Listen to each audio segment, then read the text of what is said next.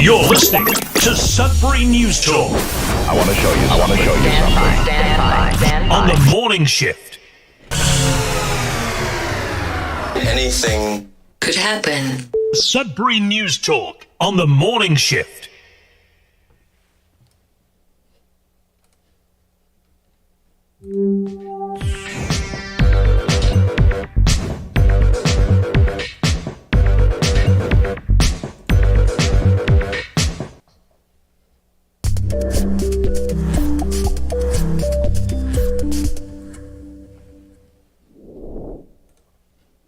All right, good morning, everyone. Welcome to Sudbury News Talk on the morning shift. I'm AJ Walsh. Glad to be here with you, and I'm glad that you are here with us. We're coming at you live from CKLU 96.7 FM on the radio.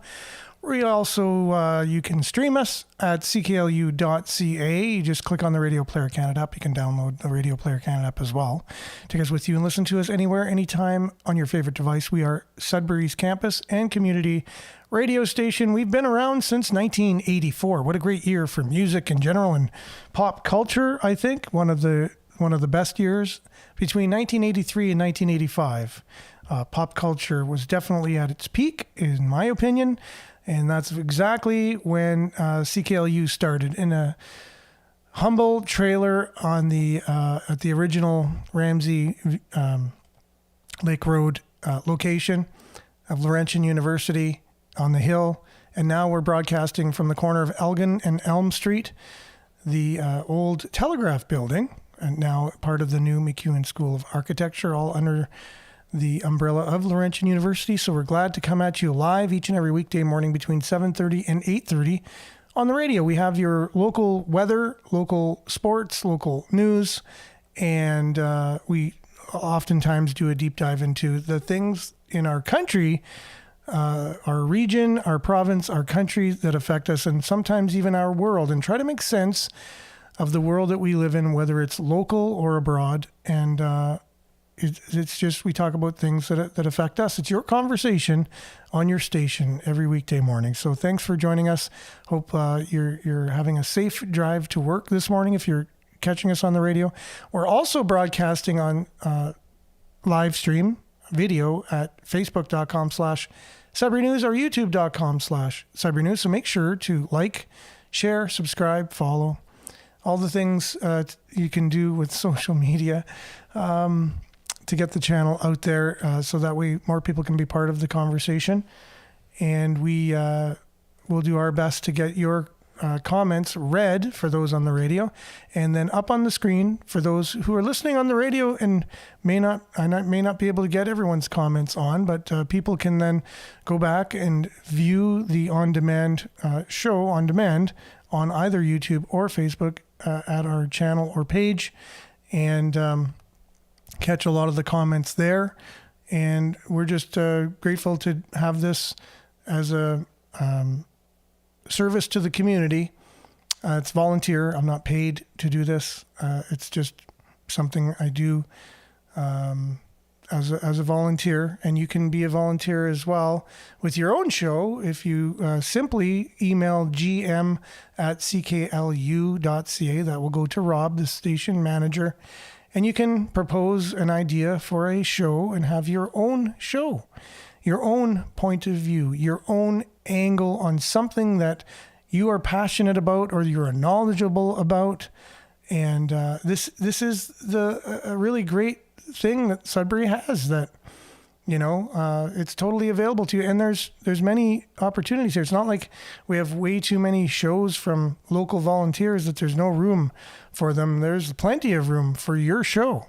So think about that. And especially if you're a student. If you are a student in communications or marketing, broadcasting, any of those things, what a great opportunity it is for you to hone your craft and have your own show. So we got quite a few people jumping on already. And we'll come back right after the weather with some morning salutations, a little sports update. We'll just wrap it into our news headlines of the day. When we come back and unpack all of those, we'll have some morning shout outs. We'll get right into it. I have a take on Chrystia Freeland's fall economic address, and pretty much I found a fellow by the name of Tanner that has his own podcast, and it's a national broadcast, a podcast talking about national politics and all of the things that he points out in Chrystia Freeland's address were pretty much the same things going through my head as I was listening to it live. And I thought, okay, I'm not crazy. I'm not alone in this. Someone else is hearing the exact same things I am and having the exact same response as me. And so instead of me doing this, he's already made the video where he's able to, stop as she's speaking and kind of rebuttal the things that she's talking about. So we'll have that towards the last half of the show. Looking forward to that, as well as all the local news. Laurentian University will be right in the bullseye of what we're talking about today, and some new government legislation to do with what we just seen Laurentian University go through. And they may be seeing a new head of Laurentian University very shortly. We'll have that and much, much more when we return. So stay tuned. First, the weather.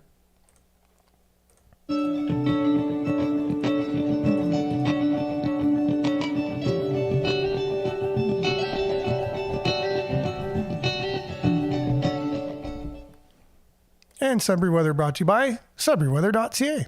Currently, it is -1 degree, feels like -4 out there. I'm just going to refresh this page because it sounds an awful lot like yesterday. Yeah, it's the same, but there is also some light snow, periods of snow ending near noon, then cloudy with a 60% chance of flurries today.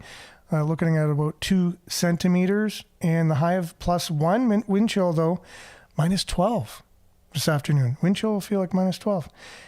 Tonight, clearing late this evening, wind from the north, and low of -16 wind chill, -11 this evening, but then feels like -19 overnight. So very, very cold.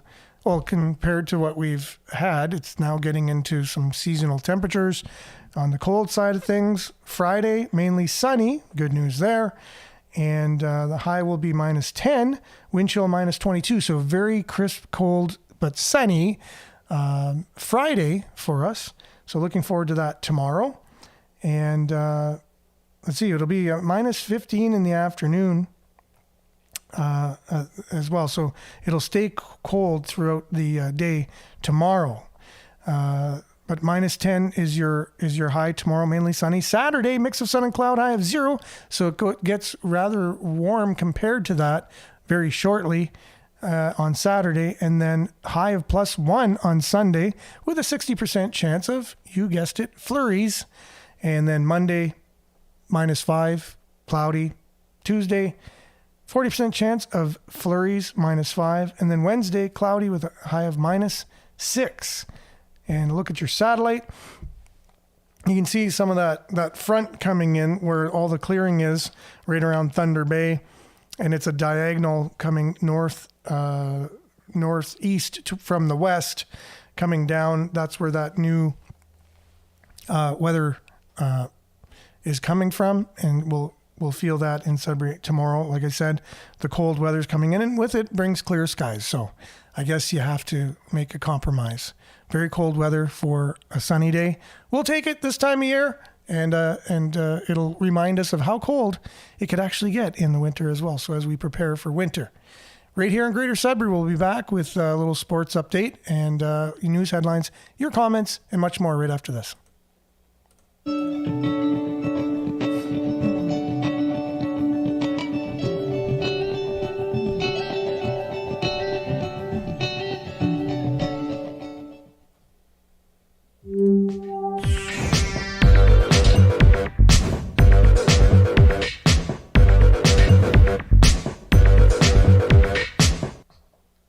Okay, and remember yesterday we talked about the London Lightning being in town for the first and only time this year, and the Sudbury Wolves will be wearing the hit TV series Shoresy's team shirts with the logo on it. So there's a picture there if you are watching on YouTube or Facebook.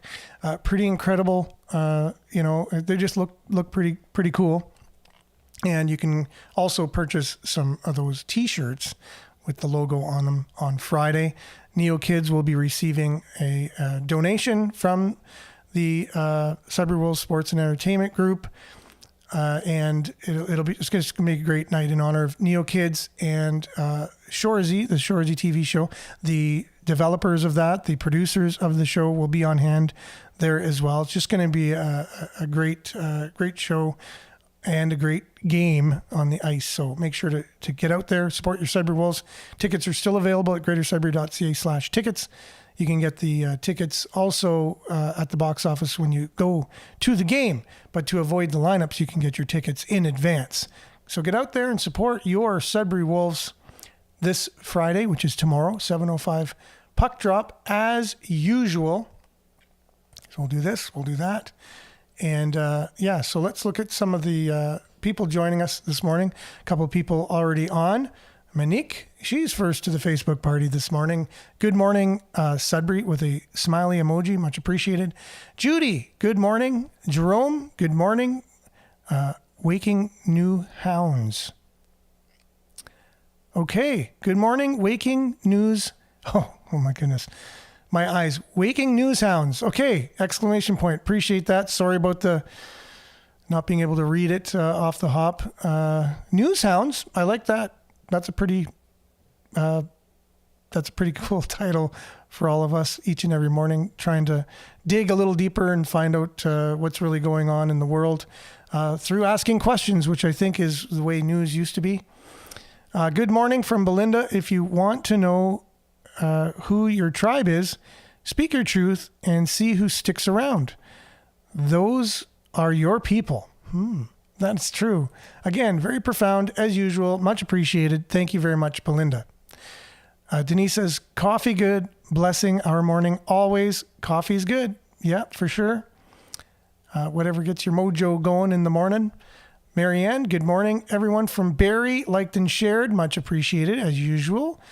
And Belinda, Niagara Falls, was it an attack or a false flag? We're not sure. I know I was giving a presentation training yesterday as part of my job, and someone said to me, "Oh, Niagara Falls Peace Bridge is closed down due to an explosion," and right away I was like, "Oh my goodness, here we go again." And apparently they shut down all the borders going, between United States and Canada, all of the crossings due to that. So that would have inconvenienced so many people. We're not sure what happened really. We're going to wait to see. Yeah, Marianne's asking that same question. On Monday, there was a blockade, CN trains near the Forks in Winnipeg, and it was to show support for Palestinians in Gaza. Really? Okay. Well, thanks for sharing that with us. I wasn't aware of it, as news is not that easily obtainable these days, as it's not shared on Facebook. No, and Google has kind of been there as well to hold back news from us getting it. So thanks for sharing that. Much appreciated. Denise, good morning, everyone. Yes, good morning, Denise. And the other Denise, I have an answer for everything. LOL, that's funny. And Belinda says, yeah, that's right. Okay. And yes, heard and nothing was done about it. Or that was the train being held back in protest in support of Palestinians in Gaza. Good morning from Collingwood. Yes, thanks for joining us, Liette. Much appreciated. Good morning, sunshine. Okay, so we're getting on here. A lot of people, I guess, during the weather have been chiming in. Monique, good rising. Good morning. Thanks for being with us this morning. Everybody's jumping on. Morning, Vin. Thanks for being with us as well. Gonna have a great show today. Denise, they are talking about building a wall between Canada and the USA. I heard that too, and I thought that was kind of interesting. I know the whole Donald Trump thing, building the wall between Canada and Mexico. You could make an argument possibly for that with so many people trying to get into that country illegally. On a daily basis, that there's a need for. I don't know if there's as many people trying to get into the U.S. from Canada illegally to the same extent as is going on with Mexico and the United States. I just don't feel that. I could be wrong. I'm sure it's a standard of living thing, obviously, but there's still laws that have to be, you still want to be a country of law. I think at least some of us still want to be a law-abiding country, and some of us, I guess, are quick to change the laws so that way they can do things they were never able to do that you used to have to break laws to do. But that's a movement that's going on in some government circles. And open air prison, migrants coming to North America in large numbers.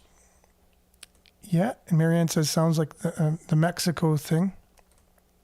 Chris says, Liette from Collingwood, good morning, sunshine. Okay, so some people know each other on here. Much appreciated. Little community has kind of evolved on the show, and that's what it's all about. Community, conversation, and trying to unpack and understand the world that we live in. Marianne says it's an easy fix if the PM would stop letting in illegals. For sure, and as well the United States too, right? It seems like they're for it rather than against it. So interesting stuff there. Couple news headlines here we'll get into, and then we want to get into our deep dive today with the financial report or update from Chrystia Freeland, and what do we make of that? I don't know if any of you had a chance to listen to that or whatever. It was a hard listen for me, but maybe for others it wasn't. I the person that I'm going to have going over the commentary and unpacking at least a good chunk of her comments had pretty much the same take on it. I would say 99.9% the same, felt the same as I did as he was listening to her comments. So anyways, we'll get into that a little bit later. Sudbury News, Sudbury.news, which is an aggregator for local news, comes into one convenient location. So if you ever want to get headlines at a glance in a quick way, all of the news from Sudbury, you just get on Sudbury.news, and on the main page, there's all the stories from various news organizations from around the city. So this is from CBC. Reports of drivers passing stopped school buses in Sudbury is down this year. So that's good news. While there have been fewer complaints of drivers passing school buses in Sudbury, police and safety advocates say more needs to be done to keep children safe. That, again, the story is from CBC, aggregating on Sudbury.news. Feds amending bankruptcy law in wake of LU crisis. So this is one of the things I'll unpack a little bit. From Sudbury.com covers it. I'll go to them a little bit later and look at what they have to say about it. So the move will prevent other public institutions from using the CCAA process. Remember, they saw a little glitch in the regulations and the legislation, and they were able to utilize that in order to look at bankruptcy as being a viable solution for them at the time. And their lawyers apparently showed this to them, and they made the decision on purpose to go bankrupt. Remember that? So now they've made legislation to prevent other schools from doing that very same thing, right? So they'll be the only school known in Canada to have been able to have gone bankrupt. Okay, that's a pretty interesting title to have. Scam alert, treaty settlement payments. So you've heard the Robinson Treaty is going to be getting, billions of dollars in settlement, and they're now people that are going to be beneficiaries of this are already getting scammers calling them, wanting to scam them because they know they got money and maybe they're easy targets. So watch out for that. That's from CTV, Northern Ontario. And we talked about this the other day. They're making rules at hotels. So they're basically Northern Ontario Minor Hockey Association looks to ensure members aren't causing trouble at hotels by implementing a code of conduct policy. So I guess players of these teams will have to abide by the code of conduct or they're out of the hotels, which to me makes sense. Anyways, I already thought there was a code of conduct I guess it's an unwritten one in a hotel, and treat others the way you want to be treated. And if you're doing something in a hotel that's going to affect someone else in a way that you wouldn't want to be affected, that you just wouldn't do that yourself. I thought that was already a thing, but I guess when you get a group of youngsters together and they're boisterous and whatever, you kind of have to have your own code of conduct for that, and it's a good thing. Helping the recently housed with life skills. Now, this one is interesting, right? A new program in Sudbury is to help those recently housed in the city's housing program with food budgeting, meal planning, and cooking skills. So this goes along the line of a way to treat social problems or social issues in a way that's productive. And that's, kind of like teach a person to fish, and they'll never need kind of help again. Idea. I think we should be helping each other more along those lines. And with more on that, CTV covers this. We'll be back right after this. And still on the theme of food, there's a new community program in Sudbury to help recently housed people within the city's housing program with food budgeting, meal planning, and cooking skills. CTV's Alana Everson tells us more about this important collaboration. It's called the Community Kitchen and is located downtown at St. Andrew's Place. The goal is to help people who once lived on the streets and now have housing develop important skills to help keep them in their homes. We're looking at bringing in people who may not have ever cooked before, may be cooking again now that they're in a kitchen, in a facility that has a kitchen, or a housing unit that has a kitchen. We're looking at restoring some confidence in their, looking after their nutrition, looking after their basic needs in terms of their food. So far, 6 newly housed people have taken the program. And what we saw was that it was one of the most positive experiences in our participants' lives at the time, and they're enthusiastic about and want to continue in it. Coordinators of the Community Kitchen say the opportunity to socialize is also key to the program. Part of a housing first approach long term for stability is to make sure that people reintegrate into society or participate in activities. With the high costs of food, especially for those living on fixed incomes, food budgeting is another key component of the program. Say, for example, having a menu that is full of meat. We've gone to legumes and all kinds of wonderful other sources for them, and that end up not having as big an impact on their food budget. The program developed using a model of another community kitchen run by St. Andrew's United Church for seniors. The latest program for newly housed people is also free and funded by the church.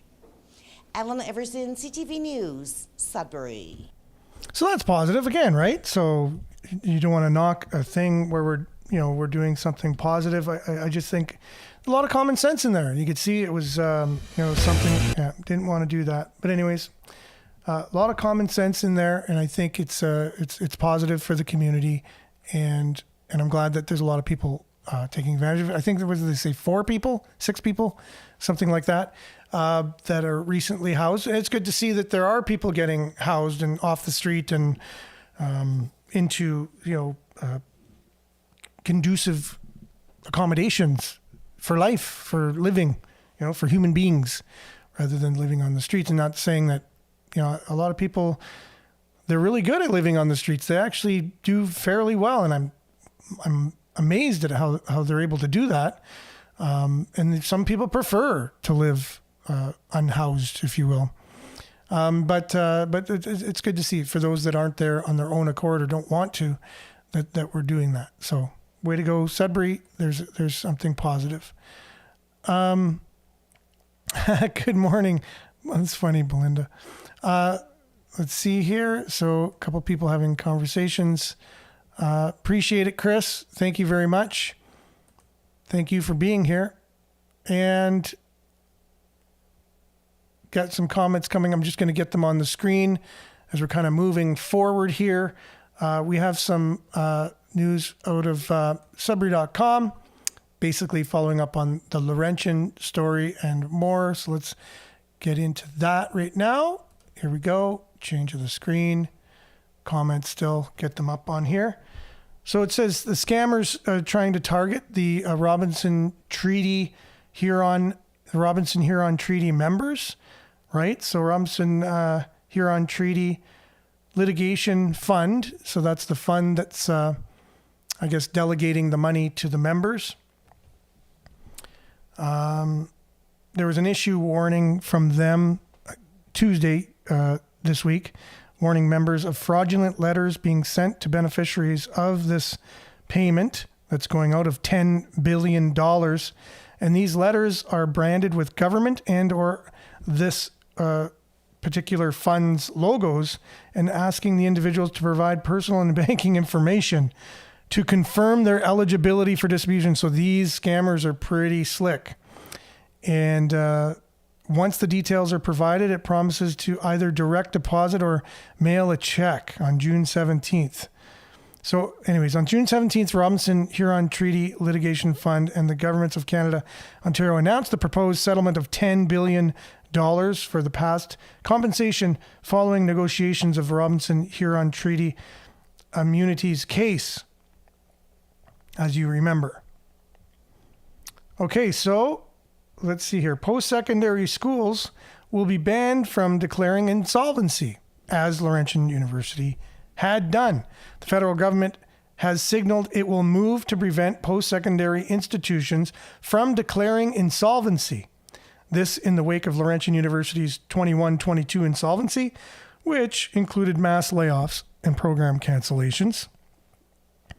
The severing of ties with federated universities operating on campus, resulting in even more layoffs and program cancellations, and a plan of arrangement that will see LU creditors receive only roughly 14 to 24 cents on what they're owed. The issue is tackled in the Federation government's fall economic statement, which was released, as we heard the other day. And we will visit today as well with a little bit of commentary on it. Following the unprecedented financial crisis and restructuring at Laurentian University in 2021, Canadians have raised concerns about appropriate protection of important programs and services in the event of a publicly funded post-secondary educational institution becoming insolvent. Said the fall economic statement. Since then, Innovation, Science, and Economic Development Canada has engaged with universities, students, faculty, and other stakeholders to explore how to best protect the public interest functions of these essential institutions in insolvency and restructuring situations. So, long-winded way of saying no more for you. Laurentian will be the only school and post-secondary school in history in Canada to be able to take this route. And man, were there a lot of people affected by that. Like they said, staff was one thing, programs was another, and the whole makeup Laurentian University was kibosh. They had all the other universities like Thornloe and University of Sudbury and Huntington. You know, NOSM was even part of that, as they all had agreements and they worked together as a federation. All that gone.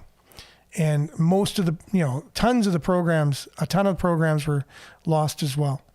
And the students that were taking these programs had to find other schools to go to finish their education, most of them.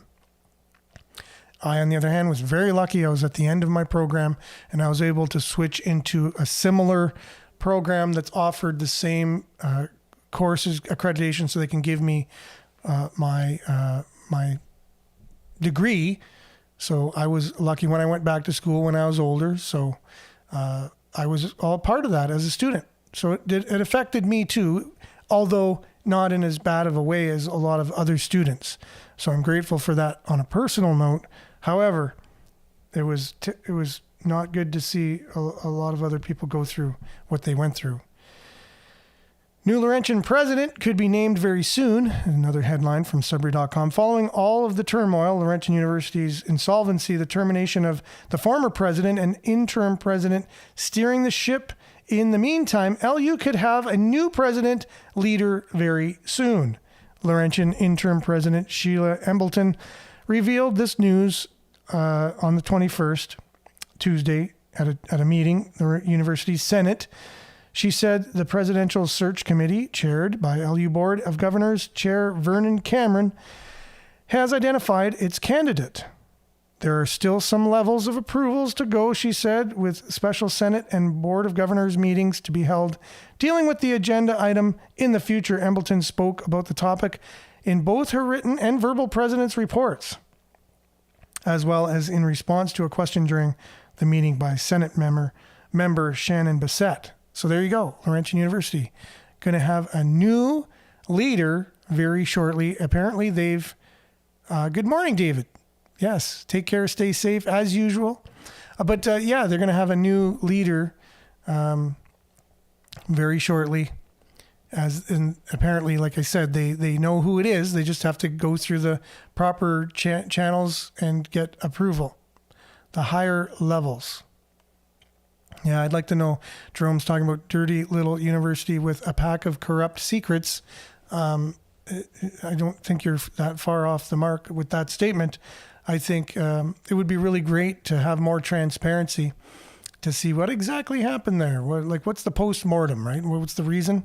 I know we had the Auditor General's report on that. I think we're still waiting for more from her on that. I can't remember, but she did release a preliminary report and then another report. And I think in there she said she didn't have cooperation from Laurentian, so she needed more documentation as well to come to see exactly what happened there. But she surmised it was bloatedness, just mismanagement of money, too big of capital projects, oversight. It was just, people having jobs with titles they couldn't even figure out what they were for. Just people working in high level positions doing nothing, and draining of the finances of the university, and much more. I'm sure there's more reasons for it, but those are some of the low hanging fruit reasons. Now, as mentioned in the statement from Chrystia Freeland, that we will no longer have that happen to us here in Canada because they've made new regulations. Here's a fella by the name of Tanner, and I can't pronounce his last name. But anyways, he has a really great podcast where he talks about a lot of things to do with Ottawa. But this is Chrystia Freeland, only a couple days ago talking about the financial state of affairs in Canada. But listen to what she says and listen to what he says to rebuttal it, and let me know if, you're kind of more on Chrystia Freeland's side, that she's saying everything the way it really is, or do you smell a rat, as this particular commentator does. We'll be back with more right after this. What she had to say.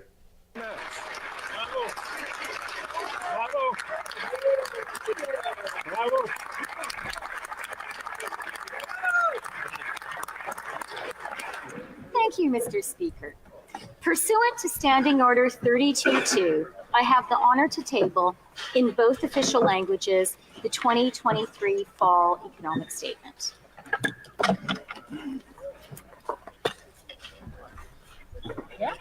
There's really not much of a need to actually watch the video. We know there's going to be more spending, and more fiscal, financial foolishness. Yeah. All right.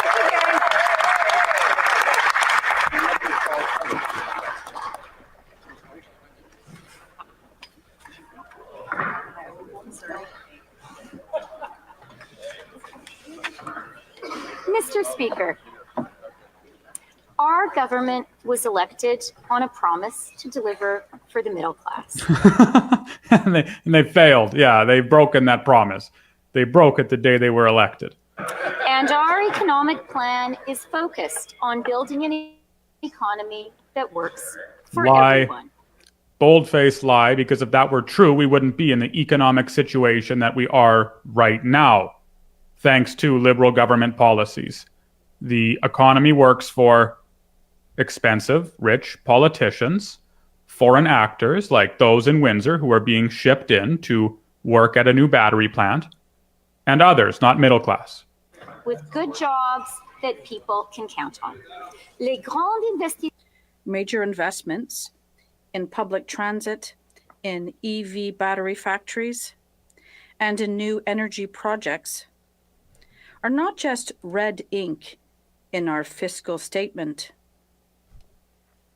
They are truly investments, decade-long investments in the economic growth, which creates middle-class jobs, which raises incomes and makes middle-class communities more prosperous. Continental Railway. Investment has never been more uncertain in Canadian history than it is right now, thanks in large part to this government's actions, or their actions, their activation of Bill C-69, for example, which gives Cabinet the power to approve or reject energy proposals, energy projects on a whim, especially when they have a socialist minister like Mr. Guilbeault in positions of power.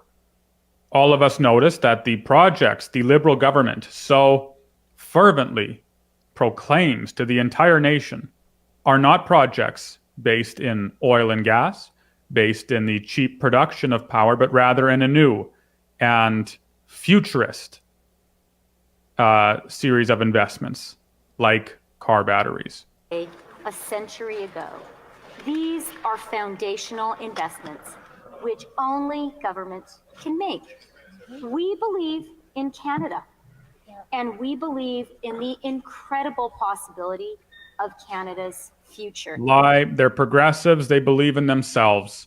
All of those Liberal ministers believe in themselves, in the self, in their own perfection, in their own beauty, in their own glory, in their own righteousness, which devolves, of course, into a hideous unrighteousness. And that is why we are making the investments that Canada needs to make that bright future a reality. They are making those investments because the private market wouldn't make the investments, because the investors in the private market understand what generates profit and what doesn't generate profit. But the purpose of this government is not to generate profit. The purpose of this government is not to generate wealth, but rather to advance their social objectives, to advance their progressive, self-righteous, virtue signaling objectives and values. And that means investing in these particular investments, not because they generate profit, but because they create a new way of living for Canadians.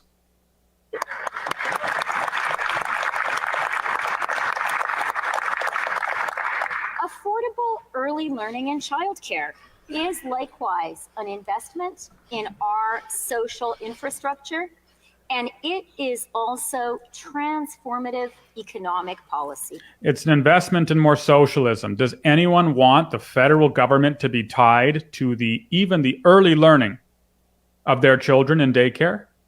With money comes control. That is, the federal government, by handing out dollar bills on dollar bills on dollar bills to daycare centers, to provinces, exercises a new level of economic muscle to see that, again, their objectives and their values are insinuated into people's minds.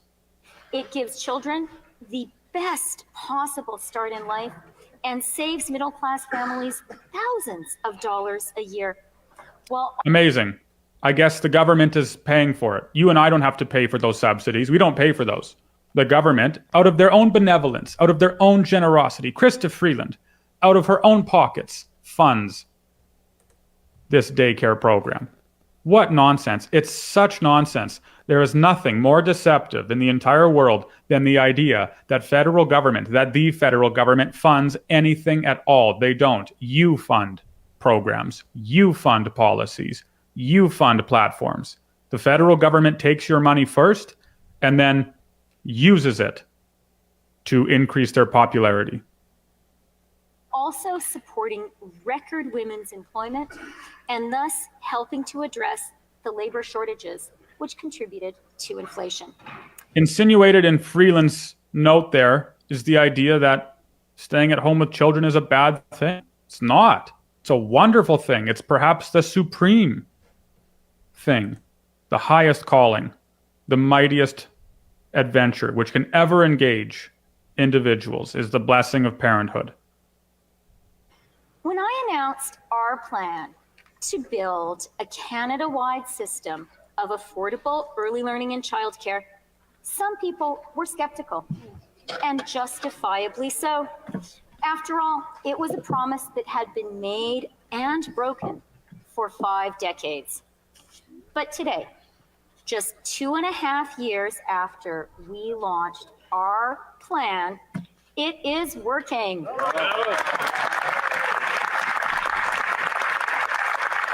The idea that government, big government, should be involved in the lives of children is contemptible. It is contemptible. Childcare fees are down by at least 50% across Canada.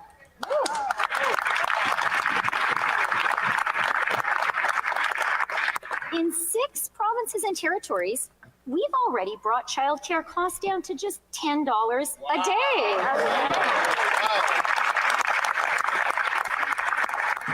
And we are on track to deliver outstanding, nurturing care for $10 a day everywhere in Canada by 2026. So before we continue, we have to just quickly take a read from Fraser Institute, who in early May this year, or the middle of May, posted an article that says the federal government is causing havoc across Canada with their childcare system. According to a separate report, there are many cases of daycare centers running at half capacity, asking parents to take their kids out of care for a day or 2 a week, or even shutting down operations entirely. A policy coordinator with Ontario Childcare nonprofit organization said this is the worst workforce crisis childcare has ever faced. This is happening around the country. Again, according to this report, in BC, government money is pouring into childcare centers that sit empty due to lack of staff.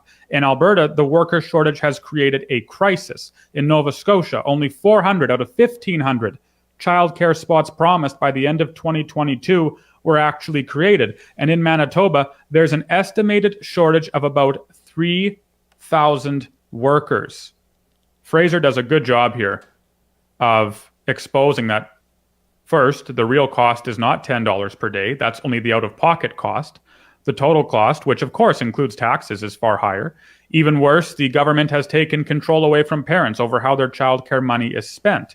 And clearly, if the quantity of childcare available at 10% is effectively zero, the advertised price tag is a lie. Excellent article that completely demolishes these grand arguments that Freeland's giving.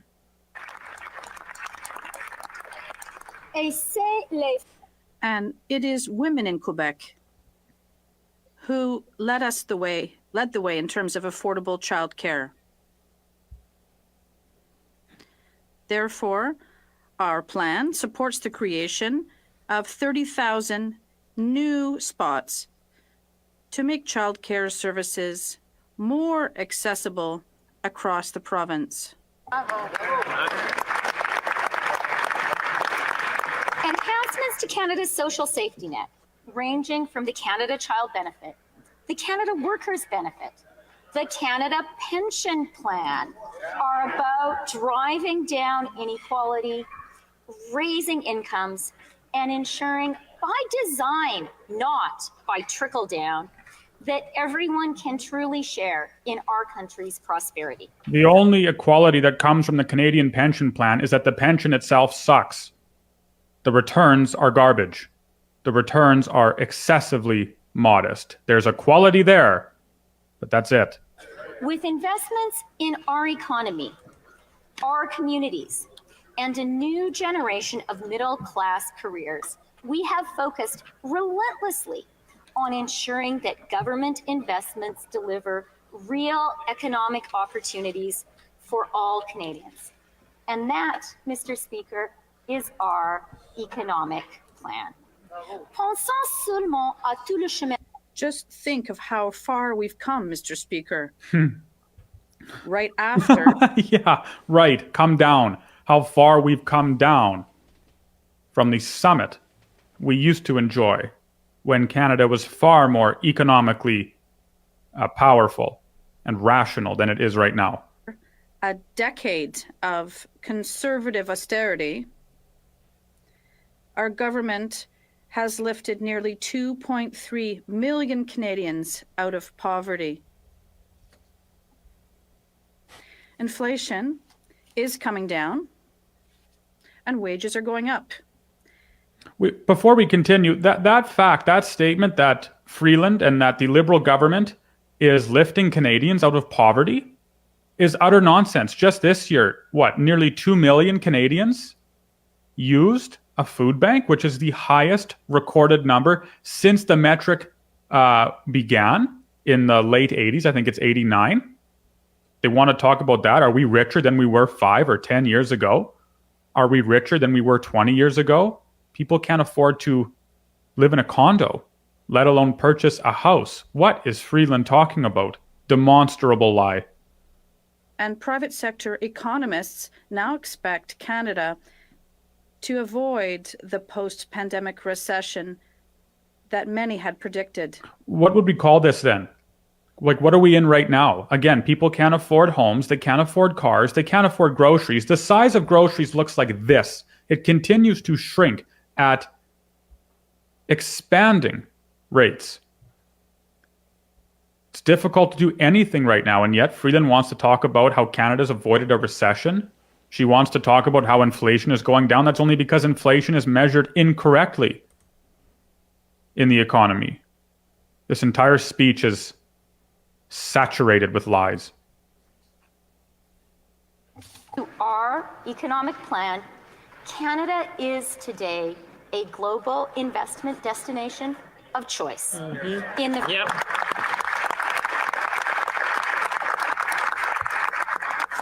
In the first half of this year, Canada received the third most foreign direct investment of any country in the entire world.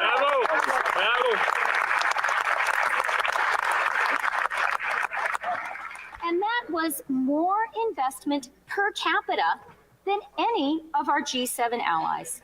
More investment than the United States, the United Kingdom, Germany, Italy, France, or Japan. Wow.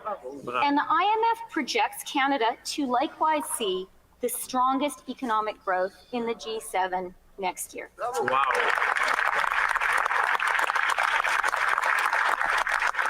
What does all of this mean for people? We don't know. We have to know what the investments are in. Remember, this government is hostile to investments, say, in oil and gas, but they are not hostile to investments, and that's true considering how the federal government actively engages in investment to new green investments like batteries, solar, and so on. Mr. Speaker, what this means is that our economy is creating great jobs for Canadians from coast to coast to coast. And compared to before the pandemic, I am so glad to be able to say that over 1 million more Canadians are employed today. If these politicians simply took a walk and went outside and visited the common people they claim to serve, they would so quickly realize that all of their promotion is lies. Again, are people better off than they were last year? Are jobs easier to come by now than they were years ago? I know so many of my friends from university, for example, who have applied to literally hundreds of jobs, and they can't find a job. And if they do find one, the wage is not high enough to cover the cost of living. We all have more work to do, Mr. Speaker, but our economic plan is working. Really? Like, again, there's nothing to comment there because the statement itself is the condemnation. There's no need to comment because the statement itself is the condemnation. It's the same thing as driving up to a house that's collapsed and the builder saying, see, our foundation is working. It's like, what are you looking at? The house has collapsed. Canada's in economic peril. Ceci étant dit, Now, I don't want to deny the difficult reality that many Canadians are facing today. I absolutely understand that after 3 difficult years, after a global pandemic, global inflation, and global interest rate hikes, Canadians are worn out. She, first of all, does not understand. She loves to talk about privilege. She exists among the most privileged in Canada. But more than that, global inflation, global interest rates, global supply, global. Everything's global because nothing is the Liberal government's fault. It's always someone else's fault when things are bad. When things are good, it's always the Liberal government's achievement. It's never global achievement. It's always our achievement. But when things are bad, then it's the global system's fault, not theirs. Frustrated and feeling the squeeze. What Canadians deserve today is for us to address the very real pain that so many are feeling. The way to alleviate that pain is to remove the federal government and replace it with a new federal government. The way to alleviate the pain all of us are feeling is to, for example, remove the carbon tax on heating our homes. That's a good start, but not one that the Liberal government is willing to take. With a hopeful and achievable vision for our country's future. That is my priority. That is our government's priority. And that is the priority of this fall economic statement. The foundation of our fall economic statement is our responsible fiscal plan. In the face of global inflation, our government has reduced the deficit faster than any other country in the G7. And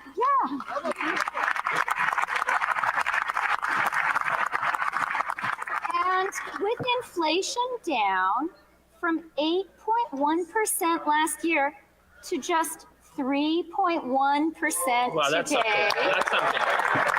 Okay, so they're measuring inflation wrong. Inflation means the increase in the supply of money in the economy. That's it. Full stop. That's what inflation is. It's an increase in the supply of money in the economy. But Freeland and other bureaucrats like her love to define inflation as being an increase in prices. The reason they do so is because they don't control prices in many areas. So when prices increase, they can say it's not our fault. Many factors affect prices. And then when inflation comes down, they can say, you see, now inflation is falling, even though it's just prices that are falling. Again, because of a variety of different factors. So the lie starts at the foundational definition of inflation. It means an increase in the supply of money. That's what inflation is. If we returned to that definition as we ought, the truth would be made much clearer than it is right now. We are taking care not to feed inflation by carefully targeting new investments towards the priorities of Canadians today. That has nothing to do with inflation. And more than that, Freeland and her government are expected to spend what, some $20 billion more over the next 6 years than what was projected. They're posting a $40 billion deficit this year. It's brutal. And towards the future growth that makes our finances sustainable. This is not sustainable. You cannot continue to spiral into deficit and debt ad infinitum. It's a definition of not sustainable. What goes down has to come up and vice versa. What's up has to come down. The federal government continues to spend and things go higher and higher and higher and higher. And eventually it's going to reach an apex. And then it has to come down. And the economy will crash. Canada maintains both the lowest deficit and the lowest debt to GDP ratios in the G7. The Fraser Institute has also revealed why that's a nonsensical statement, especially when you compare Canada to the OECD countries. We fall then to middle of the pack. One of the reasons being that when calculating assets, the calculations use the QPP, the Quebec Pension Plan, and the assets in the Canadian Pension Plan or they use that in the actual calculation of the net position of Canada, which is a very dubious thing to do. When you remove those assets from those pension plans, the statement looks very different than what Freeland is giving. And with a new reduction in public service spending, this fall economic statement builds on the $15 billion in refocus spending that I announced in the spring. Refocus spending should be cut spending. That's what has to happen. Spending needs to stop. The government spending needs to stop. You and I know this is intuitive. If you have $20, you can't spend $40 because you don't have $40. You can only spend $20 or less. But the federal government doesn't understand that. Or they do understand it and they simply don't care. That's always been my question. Is it done, in ignorance, or is it done on purpose? Are they incompetent, or is it on purpose, right? That's always been my question. Is it just incompetence, or they're actually doing it? They know what they're doing. That's crazy if they do and they're doing it, but that's what I kind of feel. You can't be that incompetent. But anyways, it is what it is. I don't know when people are going to stand up and say enough is enough of this stuff. And we will, we'll be back same time, same place tomorrow, everyone. And maybe we'll have a follow-up on this, as Facebook is freezing for some strange reason. We're not sure why, but it is what it is. And stay tuned now for Earshot Daily on CKLU 96.7 FM. Have a great, wonderful Thursday. We'll be back tomorrow, God willing, as said. So have a wonderful Thursday night and stay warm. It's going to start getting cold. Remember, make sure your heaters are working and you have your warm clothes ready to go. So have a great Thursday. Ciao, everyone.